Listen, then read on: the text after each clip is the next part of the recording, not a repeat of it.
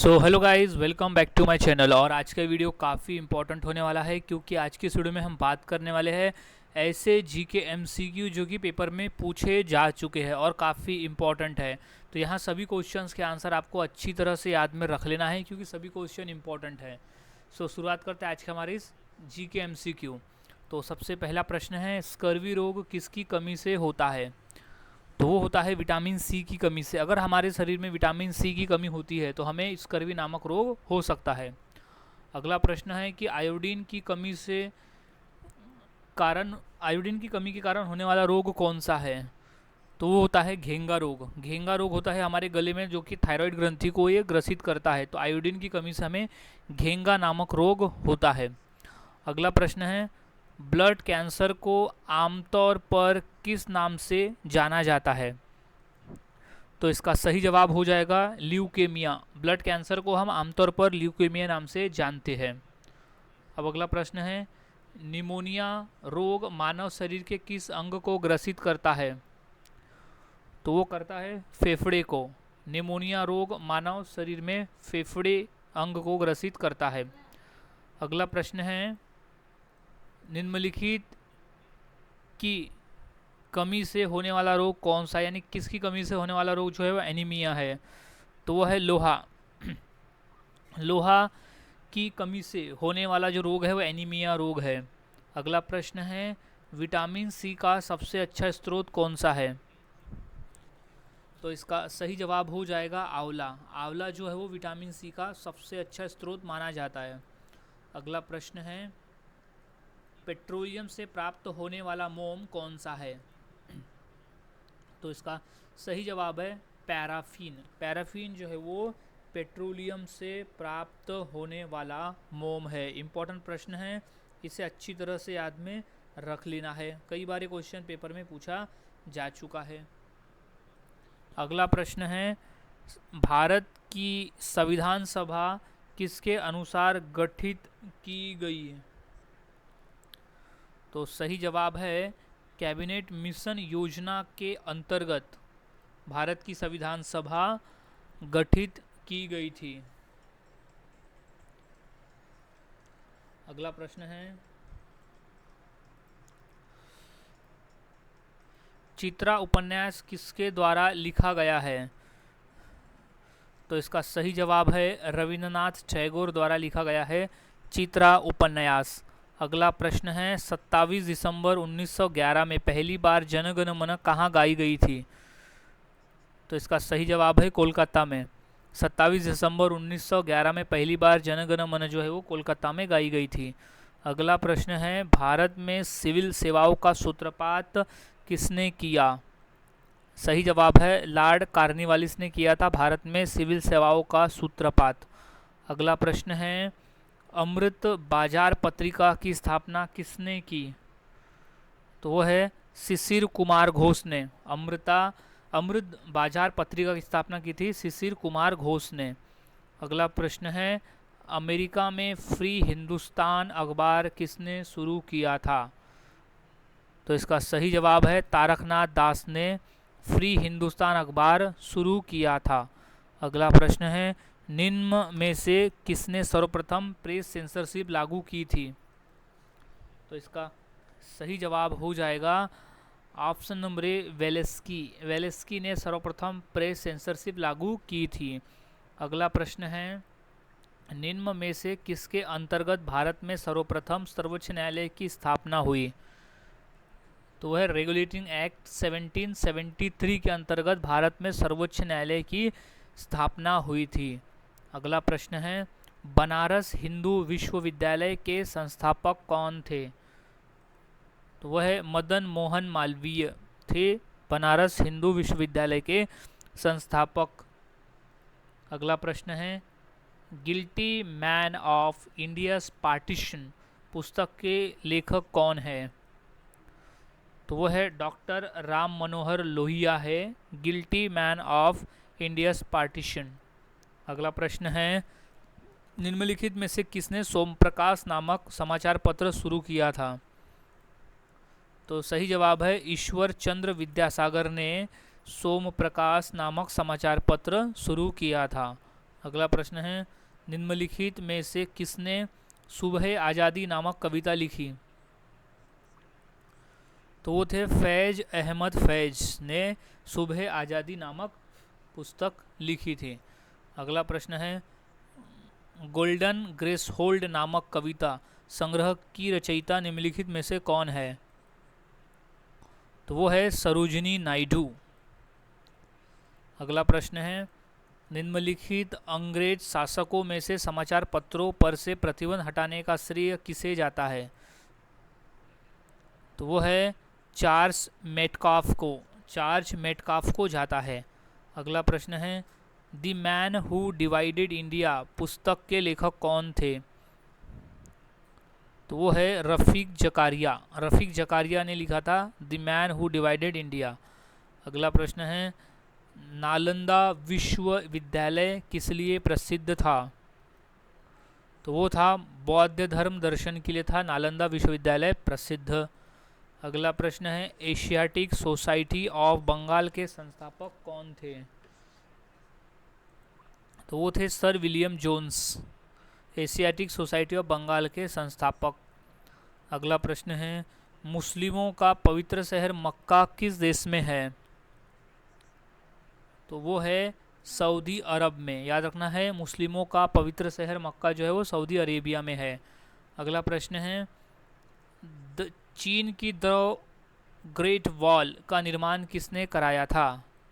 तो वो था शी हुआंग ती ने करवाया था चीन की ग्रेट वॉल का निर्माण। अगला प्रश्न है किस नगर में ख्वाजा मोहिउद्दीन चिश्ती की दरगाह है? तो वो है अजमेर में। याद रखना है अजमेर में है ख्वाजा मोहिउद्दीन चिश्ती की दरगाह। अगला प्रश्न है कोणार्क का काला पैगोडा किस देवता को समर्पित है?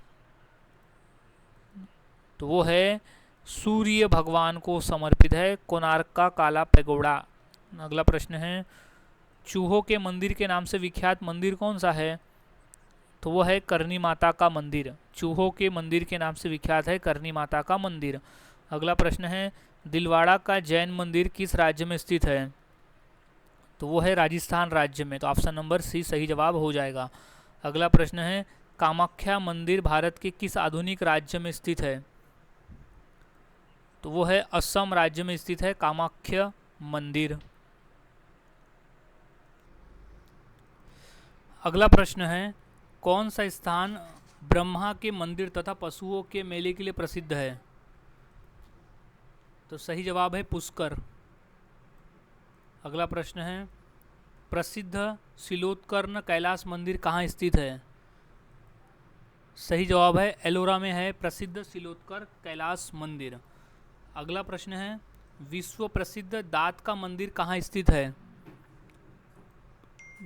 तो इसका सही जवाब हो जाएगा कैंडी में। विश्व प्रसिद्ध दांत का मंदिर जो स्थित है वो है कैंडी में। अगला प्रश्न है विख्यात कंदरिया महादेव मंदिर कहाँ स्थित है? सही जवाब है डी खजुराहो में। विश्व विख्यात कंदरिया महादेव मंदिर है खजुराहो में। अगला प्रश्न है मीनाक्षी मंदिर कहाँ स्थित है? तो वो है मदुरै में। मीनाक्षी मंदिर स्थित है मदुरै में। अगला सवाल है सम्मेद शिखर किस धर्म का तीर्थ स्थल है? तो वो है जैन।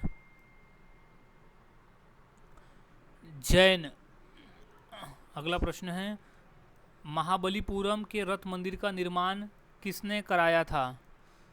तो वो पल्लवों द्वारा किया गया था महाबलीपुरम के रथ मंदिरों का निर्माण। अगला प्रश्न है एलोरा के प्रसिद्ध शिव मंदिर का निर्माण किसने कराया? राष्ट्रकूट शासक कृष्ण प्रथम ने शिव मंदिर का निर्माण करवाया था। अगला प्रश्न है खजुराहो का कंदरिया महादेव मंदिर किसने बनवाया? सही जवाब है चंदेल राजपूतों ने बनवाया था खजुराहो का कंदरिया महादेव मंदिर। अगला प्रश्न है कश्मीर का मार्तंड सूर्य मंदिर का निर्माण किस शासक ने करवाया था? तो सही जवाब है ललितादित्य ने करवाया था।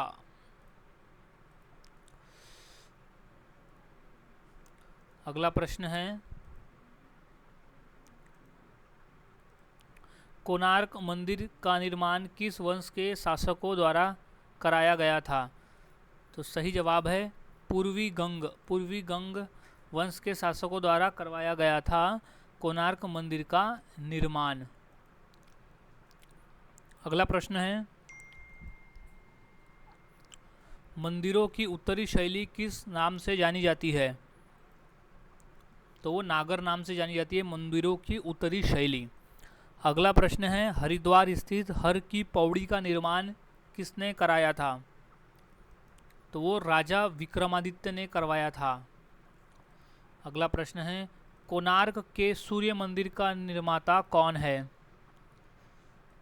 तो वो है नरसिंह देव द्वितीय, कोणार्क के सूर्य मंदिर का निर्माता। अगला प्रश्न है, माउंट आबू का दिलवाड़ा मंदिर किसको समर्पित है?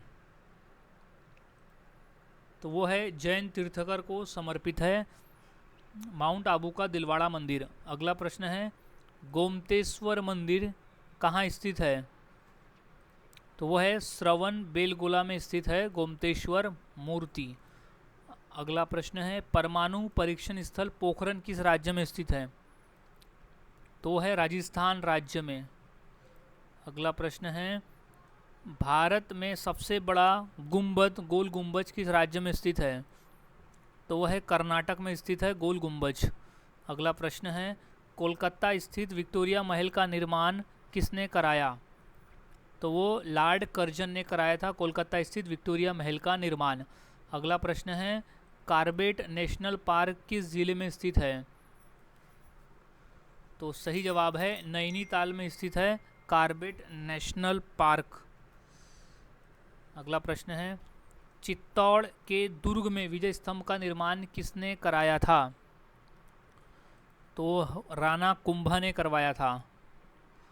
अगला प्रश्न है, साइलेंट वैली या मूक घाटी किस राज्य में स्थित है? तो सही जवाब है केरल राज्य में स्थित है साइलेंट वैली। अगला प्रश्न है, सांची स्तूप का निर्माण किसने कराया था? तो इसका सही जवाब है अशोक ने करवाया था सांची स्तूप का निर्माण। अगला प्रश्न है, महाबलीपुरम के रथ मंदिरों का निर्माण किसने कराया था? सही जवाब है पल्लव राजाओं ने करवाया था महाबलीपुरम के रथ मंदिरों का निर्माण। अगला प्रश्न है, प्रख्यात सांस्कृतिक केंद्र भारत भवन कहाँ स्थित है? तो वो स्थित है भोपाल में। तो ऑप्शन नंबर बी सही जवाब हो जाएगा। अगला प्रश्न है, पवन की गति निम्नलिखित में से किस यंत्र द्वारा मापी जाती है? तो वह एनीमोमीटर द्वारा मापते हैं हम पवन की गति को। अगला प्रश्न है, भूकंपीय तरंगों का मापन निम्नलिखित में से किस यंत्र द्वारा किया जाता है? तो वह है सिस्मोग्राफ द्वारा किया जाता है भूकंपीय तरंगों का मापन। अगला प्रश्न है, कैलोरीमीटर से क्या मापा जाता है? तो वह हम मापते हैं ऊष्मा की मात्रा कैलोरीमीटर से। अगला प्रश्न है, रिएक्टर स्केल का प्रयोग किसके मापने के लिए होता है? तो वो है भूकंप के झटकों को मापने के लिए किया जाता है रिएक्टर स्केल का उपयोग। अगला प्रश्न है, बादलों की दिशा एवं गति को मापने वाला यंत्र क्या है? तो है नेफोस्कोप। नेफोस्कोप से हम बादलों की दिशा और गति को मापते हैं। अगला प्रश्न है, अफ्रीका का सर्वोच्च पर्वत शिखर माउंट किलिमंजारो कहाँ स्थित है? तो वो स्थित है तंजानिया देश में। अगला प्रश्न है, निम्न में से कौन सी पर्वत श्रृंखला विश्व में सबसे बड़ी है? तो है एडिज पर्वत श्रृंखला विश्व में सबसे बड़ी है। अगला प्रश्न है, विश्व का सर्वाधिक ऊंचा पठार निम्नलिखित में से कौन सा है? वो है तिब्बत का पठार विश्व का सबसे सर्वाधिक ऊंचा पठार है। अगला प्रश्न है, वी आकार की घाटी किससे बनती है? तो वो नदी से बनती है वी आकार की घाटी। अगला प्रश्न है, दक्षिण भारत की नदियों में सबसे लंबी नदी कौन सी है? तो वो है गोदावरी नदी है दक्षिण भारत की सबसे लंबी नदी। अगला प्रश्न है, निम्नलिखित में से किस नदी को वृत गंगा के नाम से भी जाना जाता है? तो वो है गोदावरी नदी को हम वृत गंगा भी कहते हैं। अगला प्रश्न है, नर्मदा नदी का अधिकांश भाग भारत के किस राज्य में बहता है? तो वो है मध्य प्रदेश में बहता है नर्मदा नदी का अधिकांश भाग। अगला प्रश्न है, अमरकंटक में कौन सी नदी का उद्गम होता है? तो वो होता है नर्मदा नदी का उद्गम अमरकंटक में। अगला प्रश्न है वैनगंगा तथा पैनगंगा किसकी सहायक नदी है? तो वो गोदावरी नदी की सहायक नदियाँ है वैनगंगा और पैनगंगा। अगला प्रश्न है लोकनायक जयप्रकाश नारायण को भारत रत्न कब मिला? तो उन्हें मिला था 1999 में मिला था लोकनायक जयप्रकाश नारायण को भारत रत्न। सो गाइज आज की वीडियो में हमने ऐसे इंपॉर्टेंट प्रश्न देखे जो काफ़ी इंपॉर्टेंट है आने वाले एग्जाम के लिए, और ये क्वेश्चन पेपर में पूछे भी जा चुके हैं। तो सभी क्वेश्चंस के आंसर को आपको अच्छी तरह से याद में रख लेना है। सो मिलता हूँ ऐसे ही और नए जीके क्वेश्चंस के साथ अगली वीडियो में। तब तक के लिए चैनल के साथ बने रहे, वीडियोस को देखते रहो, इसी तरह से जीके की प्रैक्टिस करते रहे।